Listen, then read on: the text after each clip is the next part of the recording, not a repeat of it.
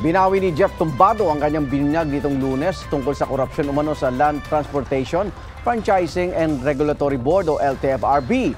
Sa kanyang affidavit of recantation, sinabi ni Tumbado na unintentional at misguided ang mga naging pahayag niya sa press conference.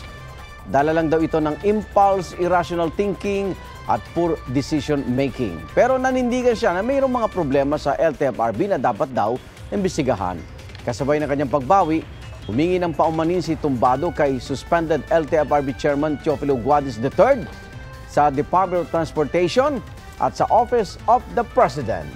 Ang ilang transport group naman, si Tumbado ang itinuturong nangikil umano sa kanila.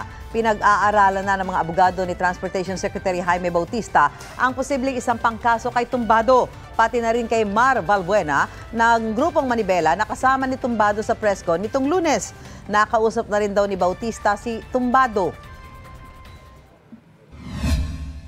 Sinabi niya na wala siyang sinasabi na ako ay involved sa katiwalian. Wala rin daw siyang sinabi na involved ang Malacanang at mga congressmen sa katiwalian na ito. Yun ang sinabi niya sa akin. At ito daw ay gawa-gawaan lang daw ni Mar Valbuena.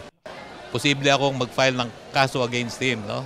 Dahil napakagrabe ng kanyang accusation, walang basihan, no? Walang ebidensya. No? Kanino po? Kay Mar Valbuena. Bakit hindi nila kausapin din yung whistleblower? At bakit kami ang pinag-iinitan niya? Bagahay naman ang reklamo si Valbuena sa PNP-CIDG dahil sa umano'y pagbabanta at pananakot ni Bautista. Si Guadis naman pinagpapaliwanag ng DOTR. Ngayong linggo raw, maglalabas ng desisyon ang DOTR tungkol kay Guadis.